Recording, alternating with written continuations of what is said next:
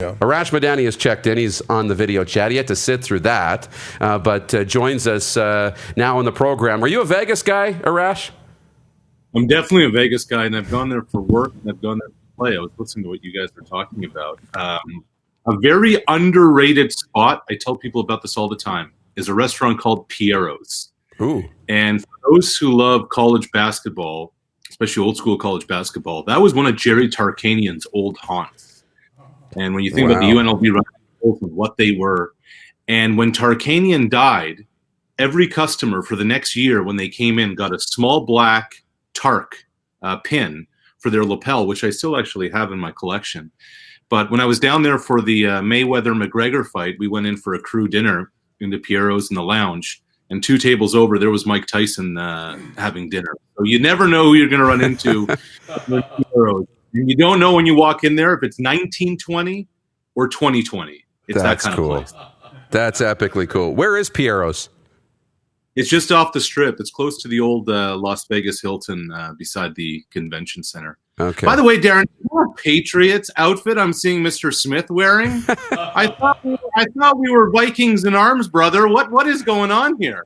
All it is just a respect for this organization, and the thing is, I love this logo. I think the logo is fantastic. I've worn tons of Viking stuff here, and Vikings are my team, and I'll go to my grave being a Vikings fan. But yeah, I know it's a little different. And my wife, when I walked out, she says, "What are you kissing Tom Brady's ass today?" And I'm there, no. I'm just, But I really, like I said, I love this logo. So I just thought I'd bring a little color to the set.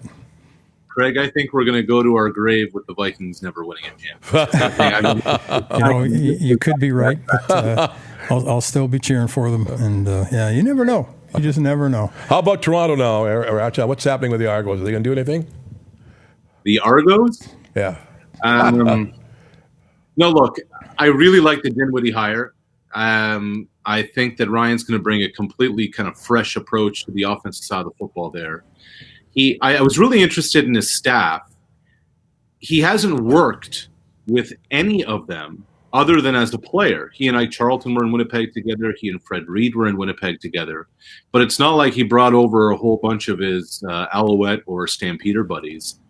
I like the influx of this kind of youthful energy into the league, a different approach, a different philosophy, a different offensive philosophy. But I also like what the Argos did is that they didn't throw $550,000 at a quarterback, try and get an instant fix. What they wanted to do was they wanted to upgrade their defensive line. As Craig will tell you, the best pass defense is a pass rush, which is why they went after Willie Jefferson. It surprised me that they let Cleon Lang walk because he's probably the best Canadian defensive lineman in the league. But then you go and spend money on 2 quarterbacks. McLeod Bethel-Thompson is okay.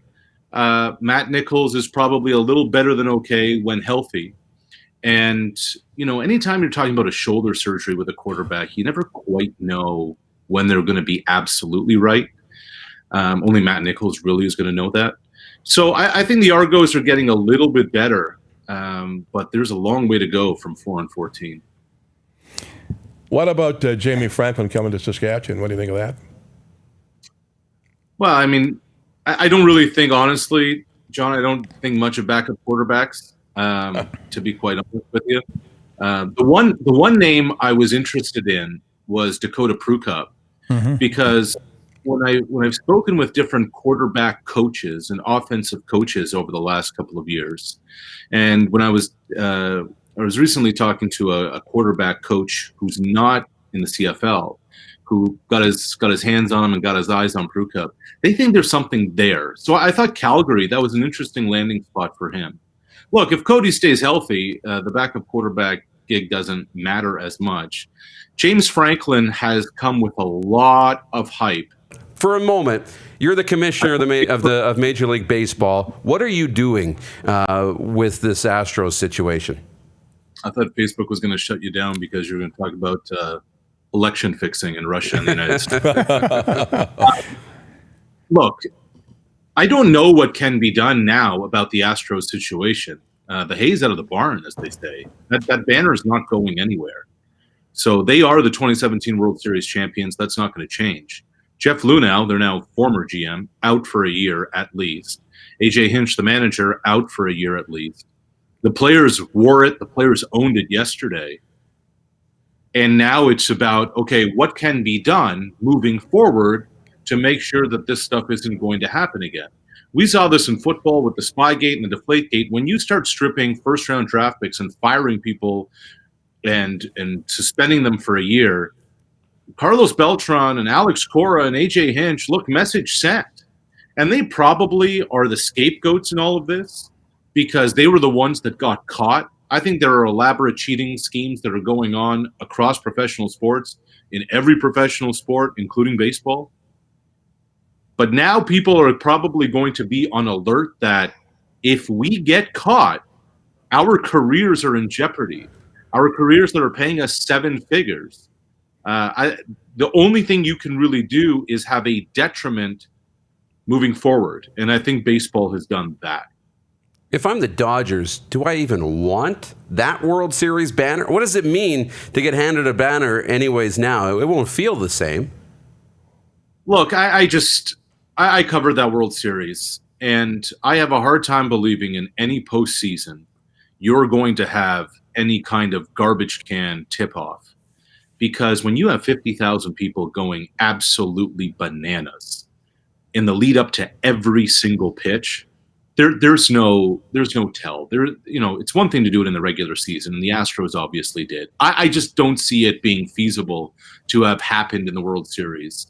And let's remember, Game 7 in 2017 was at Dodger Stadium. So it wasn't even in Houston's own ballpark. It wasn't as if they had the camera set up, with the monitor, because they wouldn't have been able to have the camera in somebody else's stadium. So I understand that the Dodgers are upset. I understand that a lot of other teams are upset. But under the laws of the land, they won that World Series, and the Dodgers lost last year in Game 5 of the divisional series. They have their own things to figure out. I don't want to keep you much longer because I know we've taken up enough of your time. And I want to get to some tennis really quickly, but quickly, Clark Compton asks, how many wins for the Jays this year? Clark, they're a better team than last year, but last year's team lost 95 games. I would think if this is a 500 season, it'd be solid for the Jays. I think they'll be a few games below 500. Their pitching staff is better. Bringing in Hyun-Jin Ryu, he's a legitimate ace, Cy Young finalist. Tanner Roark and Chase Anderson will eat some innings. It won't be like last year and 21 different starting pitchers and that slog that it was.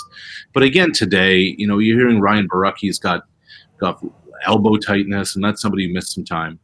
I think the Jays take a big step forward, but the Yankees are running away with that division. Okay, a quick one from Craig. Yeah, you believe the Yankees are going to do it? Obviously, they've solidified the pitching. The Canadian kid has some surgery, but if they win, Tamman and I are going to go to Manhattan for the parade. Oh, thanks for the warning. I'll be sure not to be in New York.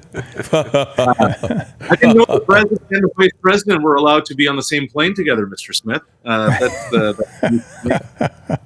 Look, New York is so good. Adding Garrett Cole just changes the dynamic together in the Bronx. With Paxton, the big maple. Yeah, he had some surgery, but he's expected to be back around the All-Star break. You talk about a trade deadline acquisition, so to speak. How about adding that arm in the summer to what you already have? I think New York runs away with the American League East. I still think Houston is a viable World Series candidate this year. Where they're really going to feel the sting of all this discipline is going to be in the seasons to come when they've been stripped of a couple of draft picks. But Boston seems like they've given up. And to me, it's Houston and New York again. They're in the 2017 ALCS. They're in last year's ALCS. Wouldn't surprise me if it's a here we go again situation for the AL pennant. All right, Arash. And lastly, tennis. I mean, Vasek Pospisil's got me putting maple syrup in my coffee this morning. Unfortunately, he lost yesterday. I'm watching on the screen, actually. I've got Felix right now. He was up a break in the second set. Now they're on serve. But this is an exciting time for Canadian tennis and Canadian sports. Yeah, and the Pospisil story is amazing. for a number of reasons. But really, this comeback, it was under a year ago. I was actually emceeing a function in downtown Toronto. This was just after Bianca had won Indian Wells. And it was a Q&A with Vasek, and it was a Q&A with Bianca.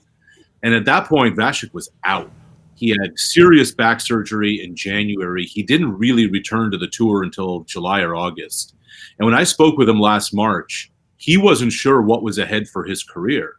And it was last October that when he finally made his comeback, and actually won a round at the U.S. Open, beating a then world top 10, Vasek was 248 in the world the first week of October. Now we fast forward, 4 months later, and he's top 100. He has beaten some quality opponents. He was instrumental in Canada's run to the Davis Cup final. He has become the elder statesman of Canadian tennis on the singles and doubles side. He's a likable dude who, those young kids like Felix and Dennis gravitate towards. Post Media actually named him Canada's Athlete of the Year last year, which was which I thought was wild, but it just goes to show you just how big an end of the season he had and what a terrific start to 2020 he's having. Yeah, I could talk tennis with you all day, Arash. Wayne Grollo says, I'm happy with Canadian tennis right now. And lots of comments coming in, loving you on the program. Rob Johnson says, love listening to Arash talk ball. He's so good on the broadcast. So I'm sure you're happy that baseball season is back. So appreciate this. I'm headed to Dunedin next weekend, and it is 28 degrees below zero right now with the wind chill in Toronto. I am looking forward. You enjoy it, and have a great weekend. Safe travels, man. Thank you very much, Greg. Next time I see you, it better be in purple. Aren't you going to come to the Briar here in Moose Jaw? Or the girls? Scotty's in Moose Jaw. Dunedin, John, as much as the Moose Jaw and Thanks, Arash. See you guys. You're watching Rod Pedersen On Demand. For more of The Rod Pedersen Show, visit rodpedersen.com or follow Rod Pedersen on social media.